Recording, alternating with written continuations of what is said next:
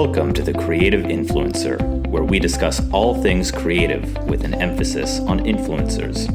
The Creative Influencer is hosted by John Pfeiffer. John is an entertainment attorney in Santa Monica, California, who represents influencers and other creatives.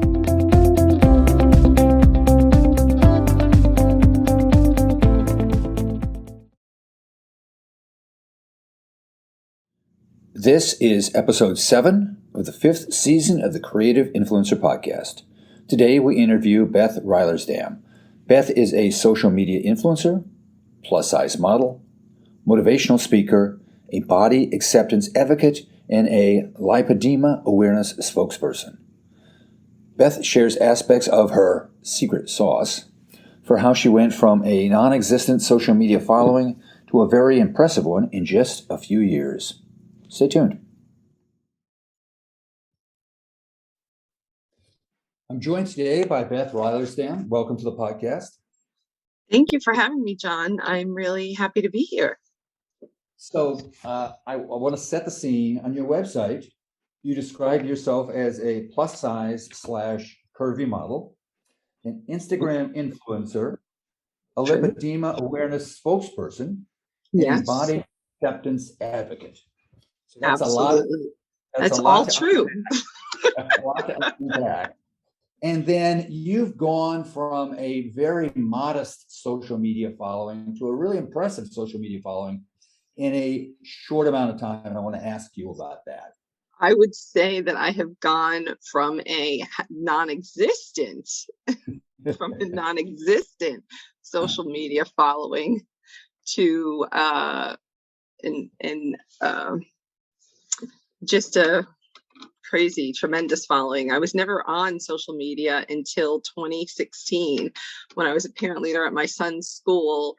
And I happened to have I had an account on Facebook from the time when my son was born, because as part of a mom's group, we had to share pictures, but I was like, that won't be me. I can look at them. You could put us in a picture, but don't ever tag us because I will never see it. And nobody needs to know that is us. And so, but as a parent leader, I had to do a performance at his school, and he's now 14. So this was in 2016, and one of the parents tagged me, and I thought, oh God, I guess I have to join the living now, because I had been, getting requests and things like that. And so needless to say, I embarked on a little Facebook journey, and I would take pictures of clouds and hearts. And I thought, oh, maybe this is going to turn into, maybe I'll make a book. And my team was like, Beth, this is not what social media is. So you got to move on. Nobody cares about hearts and clouds. At least we'd like to see a little breakfast. And so that was kind of how it began. Then I learned, for me, social media was actually a great journey, because I learned that there were women who kind of looked like me. So I live in Los Angeles. I grew up in New York. And my experience living in both of those areas was I was pretty much the only person that kind of looked like me, with curves, plus size. I've been way bigger, I've been way smaller, but I've never been, a standard, size 2 LA type person. And so I was really happy to find that there were people, just regular everyday people on social media, who actually had, they were plus size. They seemed to be living, their lives. And I didn't feel like I was the only one. So for me, it's been a positive journey to see other people who I can relate to, because that's not something that I ever had, growing up. We don't see anybody, the majority of women, actually, 67% of women are a size 16 or above in the United States. And I think most people would never believe that, because we don't see them. We don't see anybody that looks like, we're the majority, but we don't see people that look like us. Now, to put that in context, what is size 16? So a standard size in a clothing brand Like a size large would be maybe like a size 12, 14. Okay. And so now if the clothing brand makes a size extra large, that's like a size 16-ish. And 60% of all women in the United States are 16 and above? 67. 67. 67. Yeah, it's crazy. And only 18% of clothing manufactured are in those sizes. So if you're listening, clothing manufacturers, here is a market for you.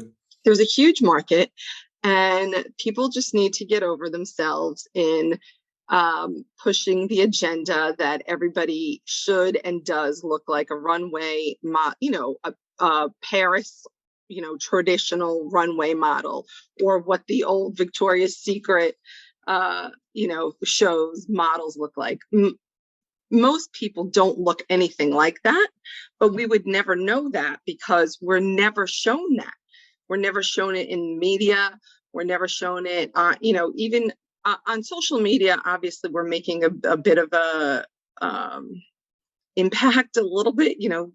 I can find somebody that looks like me, but I curate my page. And so I think that that's very important for people to curate their page.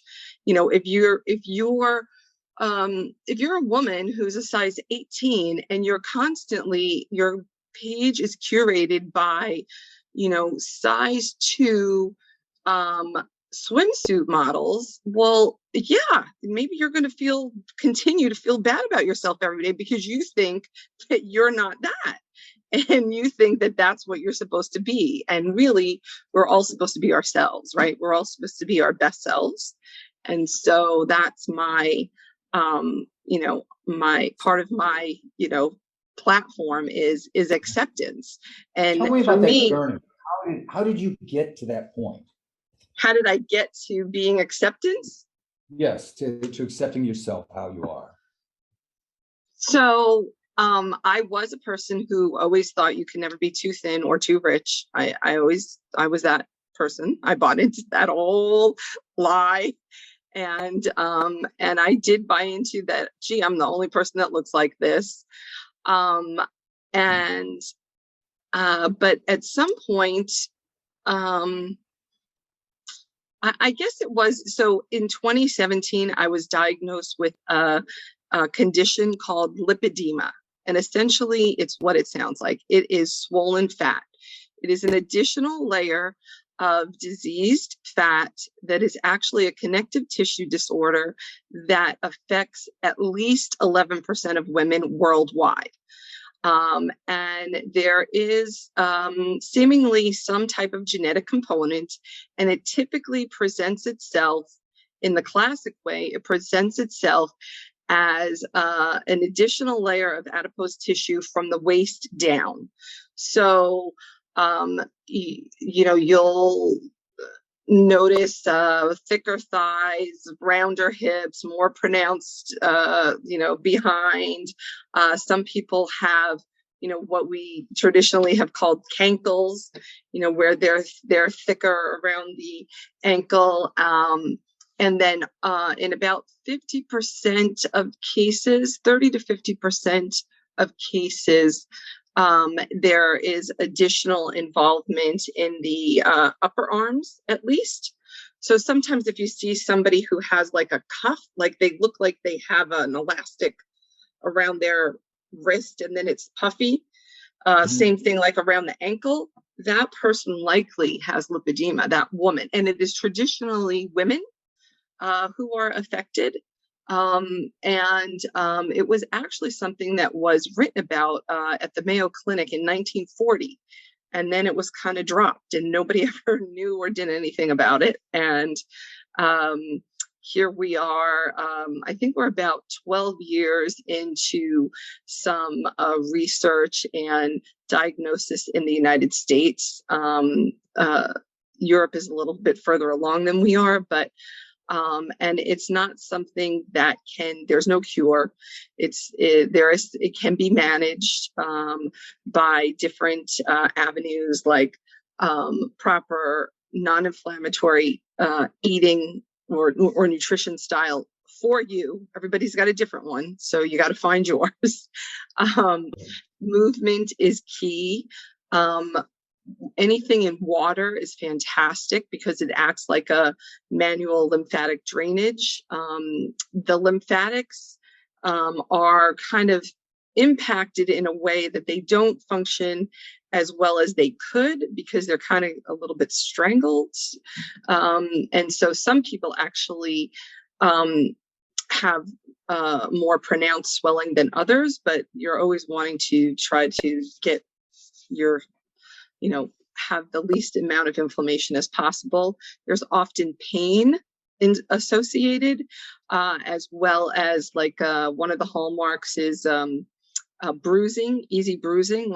You just will get a bruise on your leg and you have no idea where did it come from or why, or, that kind of thing.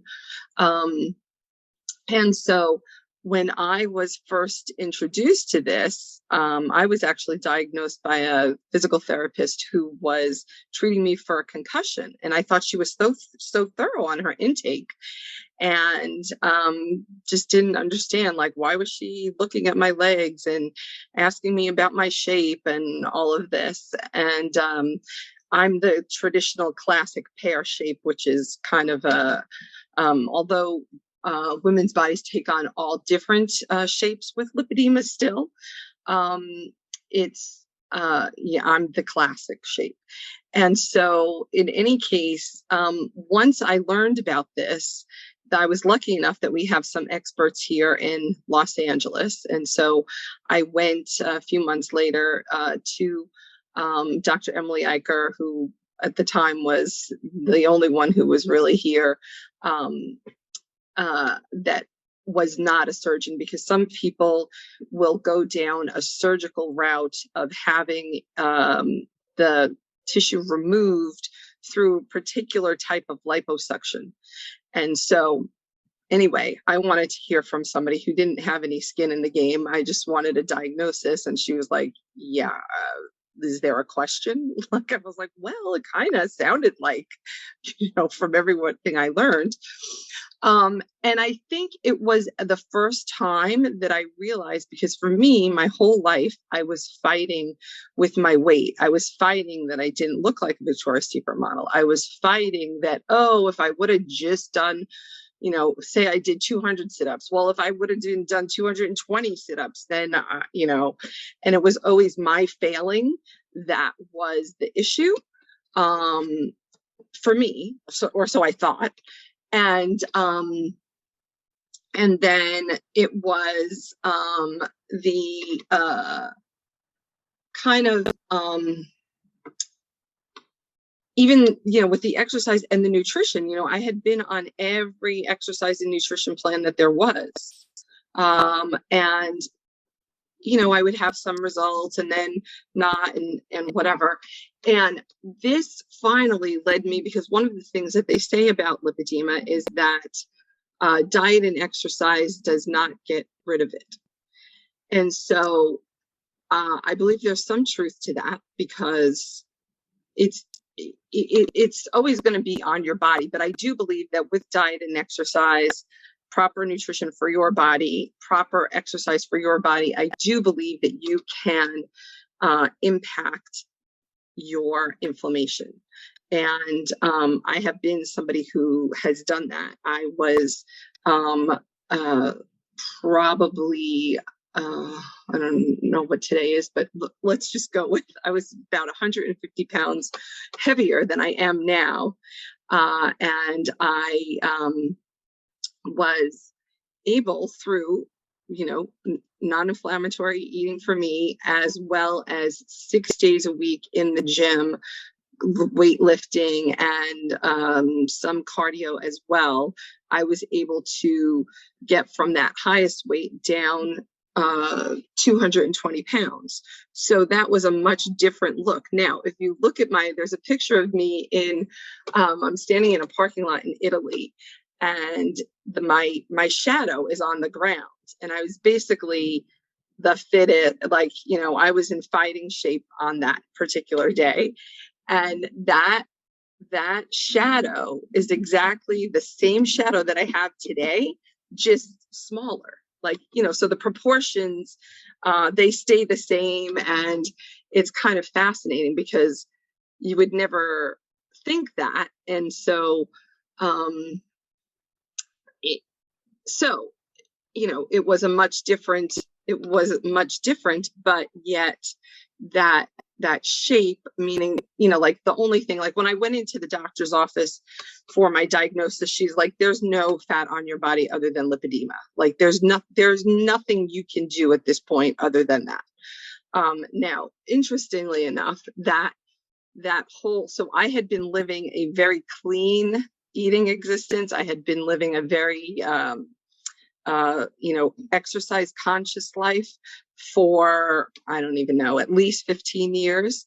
And when I went into that appointment, I was like, oh, well, let's see if this is not my fault. Let's see if I eat these things that I haven't eaten in 15 years. And let's see if I go 3 times instead of, 4 times or 5 times, And so I got a little loosey goosey. And I think her impression was like, you have to live. Like, what this is and you have to live. So, I'm Italian, and every year on Christmas Eve, I would go with my Italian family and I would never eat what was served. I would always bring my, healthier version of it. Right. And so the first year that I was diagnosed, I, for the first time, ate the real, homemade Italian food that I had been missing for so many years. And I didn't die the next day. And I didn't feel incredibly inflamed or anything like that. But since my diagnosis, my weight has fluctuated. And probably today, I'm probably up about 25 pounds than I was. But yet I feel happier insofar as I know what is going on. I know that it's not solely my fault. I know that it is a fine line. It is a fine line to watch. And I think with that, I became accepting of the fact that I have a chronic illness that I have to constantly manage. And maybe some days I'm going to give myself grace, and some days I'm going to be 100% on it. And that's okay. That's okay. I can't beat myself up for having that kind of 80-20 kind of a life. And maybe I'm supposed, if I'm living and I'm happy, maybe I'm supposed to be at this 25 pounds up. I don't know, but I can't say that I'm not always trying to find what's the right balance, for me. So I think that was part of it. But I think as part of that, I realized, and this was something that really hit home for me during the pandemic, at the beginning of the pandemic, especially as my following grew. And I have people from all over the world in all different, walks of life. And I realized that, the one thing that we all have in common is likely that everybody has something in their life that they don't want to accept. They would like to change if they could. And some people sit and wallow about the fact like, oh, woe is me. And I'm always trying to encourage people to accept what there is, and then decide, do you want to change it? And if you do, well, now how do you go about setting out to do that? And let's talk about how you've used your Instagram account to do that. We talked offline, and it started just from scratch. Mm-hmm. And then by the time of the pandemic, you would build it to 30,000 followers. Right. But now here we are 2 years later, still, on the verge of maybe they'll lift the mask mandate in Los Angeles this week. Maybe they won't. Right. But you're over 312,000 followers on Instagram. What did you do? What did you do to build it? consistency is key. That I can tell you. The algorithm is not your friend. If you don't have thick skin, this is not for you. Just this morning, I was like, okay, what's happening? Like, why is there so little engagement? Why is there so little, why are there so few comments? Why are so few people seeing this? Well, I can't explain it. On any given day, there is no way for me to explain why any of that happens, because it's out of my hands. But if I was not thick-skinned, if I was not committed, today would have been a good day to give up. Like, there's, or the days that it takes 4 times to write the post, put the post through.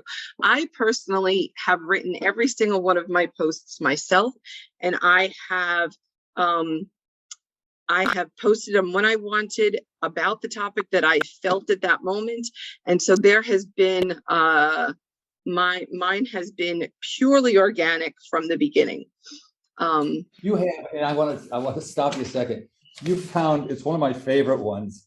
The post is "Thick Thighs Save Lives." Yes. So it's really funny talk about because your relationship with your thighs. So it's funny because I was never aware of this, right? But there are different parts around the world that find thick thighs to be extremely beneficial. And if you think about it, in certain areas, thick thighs really do save lives, because if you have 5 little kids that need a place to sit, and you have some big old strong thick thighs, guess what? They got a place to sit, right? I mean, who knew, right? Who knew? Because I didn't. I was taught that, God forbid, you should have thick thighs, and never realized that they were strong and they were powerful, and they carried me around, and they make a great place. When my dog comes in the car, he's a little guy, he's 13 pounds, but when he comes in the car, he has a place to sit right across my legs, and he doesn't have to have his bed there. He's happy as a clam. But this was news to me. This was a new phenomena, and I thought about it, and I thought, this is true. Or sometimes you can refer to them as these luscious thighs. Well, they're really luscious. If you're going to eat ribs, you want a succulent rib, right? I mean, so it's kind of like, oh, now there are people that know this, and I didn't know that people knew this. And then there are people who don't have any idea, right? And the other part of my platform is to get us to all, like, open our minds, like, to learn something. Like, when somebody makes a comment on my page and they say, "Oh, your thighs are amazing," and I always want to, like, get to the bottom of it. Like, how did you come up with that idea? Like, why? In some areas, I remember one time I had a massage by a Hawaiian man, and he's like, he said, and I was probably like my size now, or maybe a little smaller, but I was not at my biggest. And he's like, oh, and so I probably asked him, like, or said, oh, I can, I'm not a wimp. Don't worry about going light or whatever, And he's like, oh, I totally know. In my world, you're like a queen. So I certainly know how to, and I thought, well, that's curious, because who knew? Again, like, who knew this stuff? I didn't. But going back to thick thighs saving lives, and my, things that I like to spout about who knew. So I just never remember, and I always forget to go look it back up. But either in 2017 or 2018, the number one Google search by men was plus size women. Now, would anybody believe that? No, the women wouldn't believe it. Other men who are not interested wouldn't believe it. And you know, that's not to say that these men are not involved with other women, but there's you know, there's so many people who have been fed this whole, you know, you can never be too thin or too rich, right? But maybe that's not really that's not really what they feel, right? They don't, that's not really what floats their boat. And so, you know, the internet has made things, whatever, so readily available that, you know, whatever. Here would have been a poor guy sitting in the middle of Kansas who's, again, got that gorgeous size 2 trophy wife who, won all the beauty contests there. And he's lauded for, he's done so well, but yet that's not what really, really spikes his interest. And so he has an avenue to go ahead and because he's not going to get it looking at a cosmopolitan magazine, or even a different type of magazine. He's still not going to, there's not going to be that. Yeah. So one of your posts, you said that haters are part of the mix. So I want to ask you about your reaction to comments. So I am blessed. I was going to say, let me set the thing, then I want you to answer. Okay. So on a scale of 1 to 10, just so I can get a feel. Mm-hmm. 1 is you couldn't care less about the comments, and 10 are they really, really bother you. Where are you? Wait, 10 I don't care?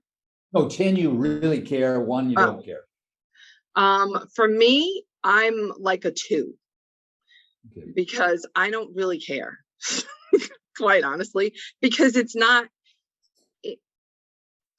about me. If you write a comment that is derogatory, if you write a comment that is even disrespectful, it's not about me. It has nothing to do with me. It has all to do with you, right? So I am actually very blessed, and I think that I somehow got myself into a unique position, which I actually want to believe that I got it. I set the tone, I think, when I first started. I did a live every single day, and it was kind of like a club. Like, it was kind of like, similar people would be on, and we would talk about different topics. And so they knew that I was a regular person. I was a real person, and I'm a very open and accepting person. I love to learn about people and their differences. So I think that was helpful. And I have not been under the scrutiny of some plus size people who get like the shamer and the hater type. I really rarely get that. And when somebody says, "Oh, you need to lose weight," or "Oh, why don't you go for a walk and that'll help," and or they say, something negative about thick thighs, then I'll be like, "You're right. And can you imagine having to deal with this chronic illness, lipedema?" So I always take it as a way to educate. And I have had people write me and say, "I don't know how you showed up on my For You page," or "I don't know how I got into your live," or "I don't know whatever, but thank you, because I actually have learned something." And so, whereas, there are other people who get the, "Oh, you're this, oh, you're that, or you're the other thing," and they take it to heart. So for me, actually, when I talk about haters, it's actually the people who, because I know that it happens. They're the people who make some kind of a report on my account. I don't ever see it. It doesn't ever come to me, but I know that somebody's, was offended by, that I had thick thigh, that day, whatever. I'm sure the picture was, you showed the thick thighs, right? So whoever was offended by that day, or even people within my own community who don't like the fact that, hey, how is it that she can, consistently grow, consistently gain, and she can consistently be respectful to her community? How is that? And so there are people that are those kind of haters. Quite frankly, my biggest haters have been people that I know. Really? Yeah. Yeah. Yeah. Yeah. Through social And media or just in person, face to face? No, people that I know face to face. Okay. Good. Yeah. And that are also that have been, within my community. It's fascinating, actually. It's fascinating. I believe that I have been, for my whole life, I have been the cheerleader for everyone. Like, I think we should all win. That's my game. And if I can do anything to help support you, I'm going to do that. And so I finally figured out that everybody's not like that. I didn't really realize that before. And I do also find it fascinating that from what I understand, in the quick rise that I have had, I find it fascinating to me that not too many people have reached out to say, how do you do it? What have you done that has made you, I've had my account for 7 years and I have 2,000 followers. How is it possible that you've done that? Here's the chance to share the secret sauce. The secret sauce. Yes, it's more than consistency. What else would you attribute? So I would say, for me, this is what really set my trajectory. Consistency, authenticity, right? Organicness. I'm never following the trend. If I ever do a trend, it's like 3 months later, and by then, people are like, ah ha ha, she's funny. Then also I used stories quite a bit. That the thing about doing the lives every day, that was huge, I believe. And then stories, at some point I realized that on stories and also on posts, that you have a certain number of tags that you can use. You can use hashtags. You can actually tag a brand or a person or a something. And I used those to get a reach. Like in the beginning, like I was thinking today, like, oh, I'm so slacker, such a slacker, because right now I have just been using, like if I do a story, I may have just one hashtag, but I used to do like 10 hashtags, whether I let you see them or not. I used to have them all there. And so I think that one of the things that I have learned with Instagram is that they want you to use as many of the tools that they put out there. So like, for instance, now in a story, I will make sure that I use something to do with a filter, something to do with and I generally do not have my pictures are not photoshopped or, airbrushed or even filtered. But like, it's more like a funny filter, like I'll put the one with the nose on it or, or hearts or something that you can tell is there, but I'm not altering clouds. There's what I theme here. Hearts and clouds. Yeah. Yeah.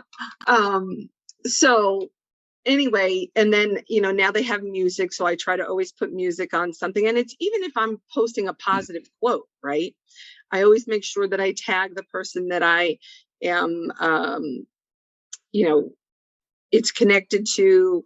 I try to put a hashtag that says, kind of gives a summary about what that thing is about. I try to put some kind of an emoji or a GIF in it. And so it has like, it usually has at least 5 different elements, and that takes time. It takes time. Like, people do not realize how long it takes to do these things. and yeah, and just, repetitively doing that.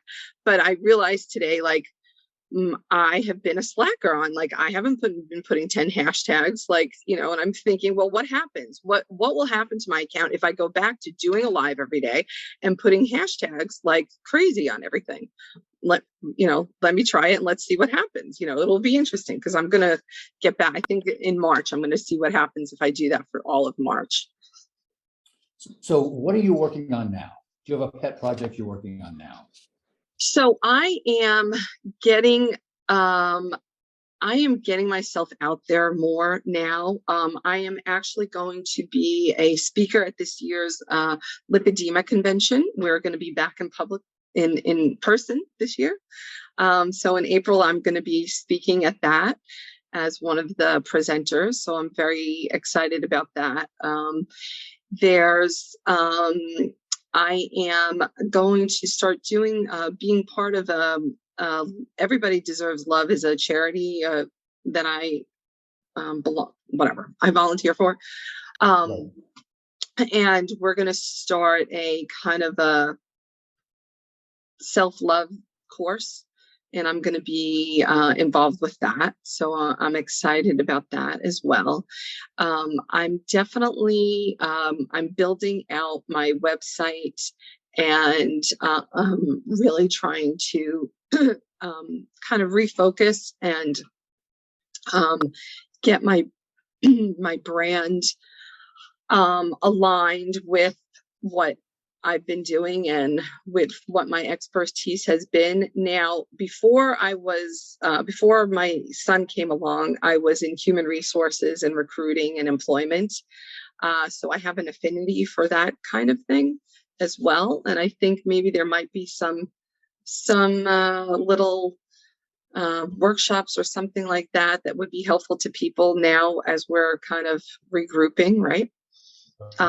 In addition, I'm starting to do consultations for people who are interested in a little type of coaching. Like, let me, how do you come to that, Beth? How do you start accepting yourself? That kind of thing. And then also specifically for women with lipedema, how to navigate, what do I do now that I've been diagnosed? How do I, or I think I might, and then back in the day, so my degree is in marketing, business administration marketing. My minor was in advertising and my concentration was in fashion. So really this whole thing now is really come full circle, right? And I used to do image consulting back in the day and help people. Actually, I had a lot of male clients, which is kind of interesting. But I used to help people figure out what their best colors were, and for women, how to do their makeup that was, not like you just stepped off of a runway, but an everyday type of a look that was going to be achievable, and to, create a wardrobe that makes you feel great. And so that's going to be something else that I'm going to start getting back into as well. Of course, naturally, working with more brands is, currently on the table. And, I'm trying to focus with more self-care companies. I've started this year a collaboration with F45 Fitness, which is a functional fitness and a HIIT program that is nationwide. I think worldwide even. But I'm connected here with a little, group that has about 4 locations in the Valley. So that's been fantastic for me, because I realized during this pandemic that self-care for me has to involve people, has to involve others. Like, it's not just me standing and doing my weight workout by myself. That does nothing for me. So I think a lot of people discovered that. Yeah, there are some people who just love those, like those new mirror workouts where you can do it tells you what to do and Right. all that stuff. And it's like, yeah, but I'm still standing there by myself. And I could go to the gym and never talk to a person, I don't even ever have to talk to a person, but I just feel like it's like the greater good or something like that, And there's a certain energy Yeah. So where can people find you on the internet? So my website is thecurvygirlbeth.com. And across socials, so I've got Instagram as my main platform, and TikTok, Facebook, Pinterest, Twitter, YouTube. Those are all at Curvy Girl Beth. CurvyGirlBeth. Well, Yeah. thank you. This has been an absolute pleasure. Thank you so much, John. I really appreciate you having me on, and thanks so much. And I hope you have a great rest of your day.